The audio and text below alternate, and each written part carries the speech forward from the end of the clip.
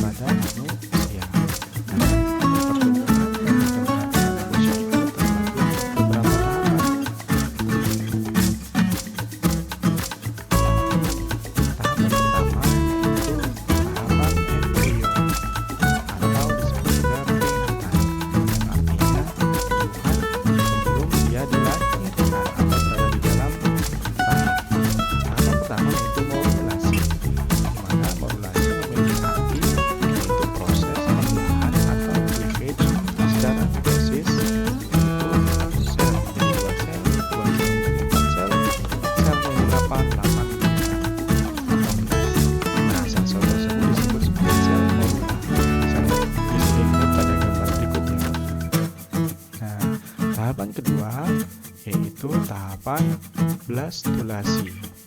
Apa sih itu blastulasi? Blastulasi merupakan proses terbentuknya blastula atau sel blastula, di mana blastula itu merupakan sel multiseluler dengan rongga blastosel di bagian tengahnya. Berikut gambarnya ya. Jadi lihat di bagian tengah terdapat blastosel atau ruang blastol oleh lapisan elastomers. Tahapan ketiga pada tahapan embrio ini yaitu gastrulasi, yang memiliki arti proses invaginasi atau pelipatan pada bagian epitofial. Di sini menghasilkan adanya terbentuk tiga lapisan plus agen. Lapisan awal sebagai itu pertama lapisan ektoderm, kedua lapisan endoderm bagian dalam, dan lapisan mesoderm pada bagian tengah. Nah, ini adalah proses invaginasinya. Terlihat pada gambar terjadinya pelipatan atau invaginasi pada bagian kutub vegetal. Oke, selanjutnya tahapannya yaitu organogenesis. Nah, organogenesis sesuai namanya, yaitu artinya pembentukan organ yang berkembang dari lapisan embrionik.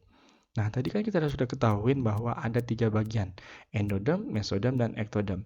Endoderm bisa berubah menjadi sel pencernaan, sel pernapasan, mesoderm bisa menjadi sel darah merah, dan sebagainya, dan ektoderm bisa menjadi kulit. Ini adalah merupakan proses penempelan atau kontrasepsi pada zigot atau pada embrio di dinding rahim. Bisa terlihat ya. Nah, selanjutnya tahapan kedua yaitu fase janin.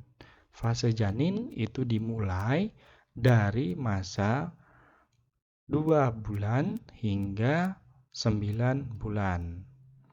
Nah, fase-fasenya apa saja ya yang terjadi pada dari 2 bulan hingga 9 bulan? Yuk kita simak selanjutnya.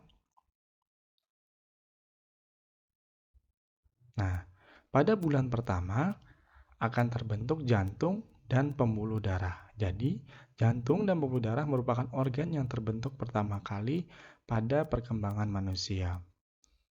Lanjut, bulan kedua, terbentuk sistem saraf dan struktur dasar otak pada minggu kelima, kaki dan tangan pada minggu keenam, paru-paru, jari, tangan, dan otot pada minggu ketujuh, kelopak mata, hidung, dan wajah terbentuk pada minggu ke-8. Nah, di bulan ketiga akan terbentuk tulang, organ ekskresi, dan organ pencernaan.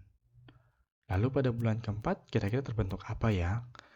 Nah, bulan keempat akan terbentuk organ reproduksi mulai terbentuk, lalu adanya peningkatan sel saraf. Jadi di bulan keempat inilah seorang janin itu bisa diketahui laki-laki atau perempuan.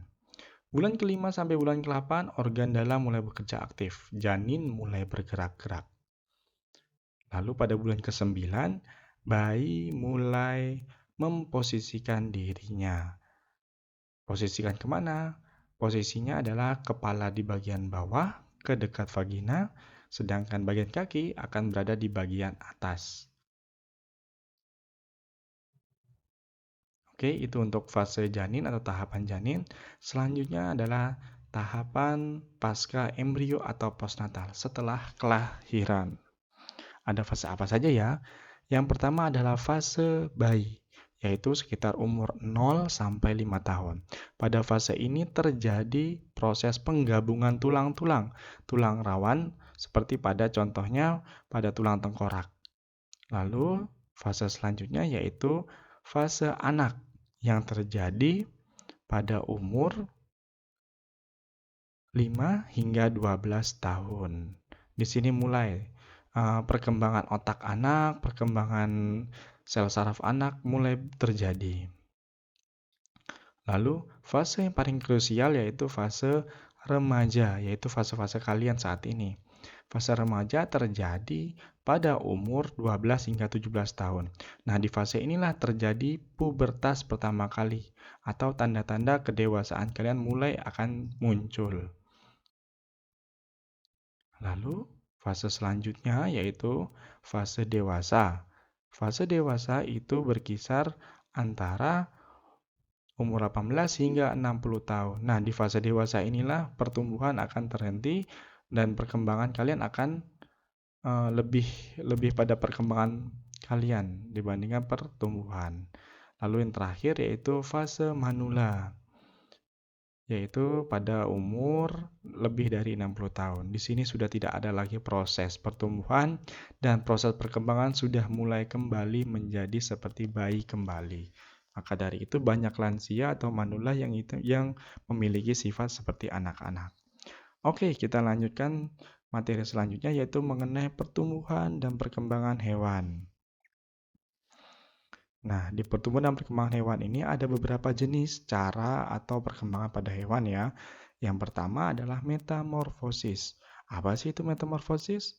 Metamorfosis merupakan proses perubahan bentuk, struktur, dan fungsi bagian tubuh dari telur hingga dewasa. Jadi kalian tahu ya bahwa untuk metamorfosis itu ada perubahan bentuk, struktur, dan fungsi bagian tubuh makhluk hidup. Dan hanya terjadi pada fase generatif. Nah, ada beberapa jenis metamorfosis. Yang pertama, metamorfosis sempurna. Jadi, sesuai namanya sempurna, berarti dia benar-benar berubah bentuknya. Nah, contohnya pada kupu-kupu. Yang awalnya ulet, kemudian menjadi kepompong, dan yang lalu menjadi kupu-kupu. Ada perubahan bentuknya, dan sangat jelas. Lalu ada metamorfosis tidak sempurna. Metamorfosis tidak sempurna, di sini perubahannya tidak terlalu signifikan, tapi dia memiliki kesamaan antara yang muda dengan yang dewasa. Contohnya pada jangkrik itu dari telur menjadi nimfa menjadi remaja, remaja menjadi dewasa. Lalu ada metamorfosis katak.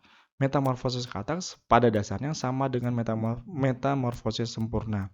Ada perubahan struktur yang terlihat. Ini dari telur menjadi berudu menjadi katak berekor, lalu berkembang menjadi katak muda dan menjadi katak dewasa.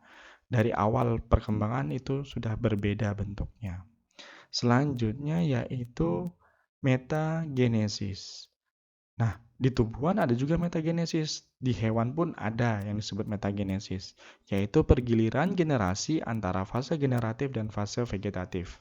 Jadi makhluk yang berada di kelompok metagenesis ini mampu bereproduksi atau mampu berada hidup dalam fase vegetatif. Contohnya pada ubur-ubur. Terlihat ya ada fase seksual dan fase aseksualnya. Jadi fase seksualnya dia peleburan sel kelamin, fase aseksualnya menghasilkan tunas. Lalu yang terakhir adalah regenerasi. Jadi proses perkembangan hewan yang terakhir kita bahas adalah regenerasi. Regenerasi merupakan proses perbaikan jaringan yang rusak. Nah, untuk regenerasi sendiri hanya hewan-hewan tertentu yang bisa. Terlebih pada hewan-hewan kelas rendah, contohnya seperti planaria atau cacing platyhelminthes. Nah, bagian kepalanya itu jika kita potong maka akan membentuk ekor. bagian ekornya yang terpotong tadi itu bisa membentuk kepala lagi. Itulah yang dinamakan regenerasi. Oke, selanjutnya materi terakhir kita dalam pertumbuhan dan perkembangan hewan dan manusia yaitu faktor yang mempengaruhi. Sama halnya pada tumbuhan, ada faktor yang mempengaruhi pertumbuhan dan perkembangan manusia. Yang pertama yaitu faktor eksternal yang berasal dari luar tubuh. Contohnya adalah nutrisi. Nah, nutrisi yang baik itu sangat mempengaruhi pertumbuhan dan perkembangan.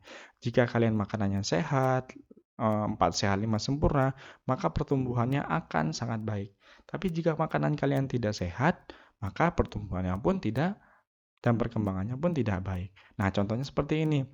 Orang-orang yang mengkonsumsi alkohol, kemudian rokok, vape, dan juga drugs atau obat-obatan itu bisa mempengaruhi pertumbuhan bahkan perkembangan dari saat masih janin. Contohnya adalah kalau kita terlalu banyak mengkonsumsi alkohol, nanti anak kita bisa dimungkinkan mengidap penyakit tanpa adanya batok kepala. Nah, selanjutnya faktor internal bisa berupa hormon pertumbuhan dan juga genetik. Nah, untuk hormon pertumbuhannya apa saja sih? Nah, hormon pertumbuhan yang mempengaruhi pertumbuhan dan perkembangan yaitu hormon gonadotropin untuk perkembangan sel kelamin, hormon tiroksin untuk metabolisme, dan hormon somatotropin untuk pertumbuhan tulang dan otot kalian. Lalu, faktor terakhir yaitu genetik. Genetik tentu saja dapat mempengaruhi proses pertumbuhan dan perkembangan. Contohnya, orang tua yang tinggi, maka anaknya juga kemungkinan besar akan tinggi. Oke, terima kasih ya sudah menonton. Jangan lupa mengerjakan tugas yang Mister berikan.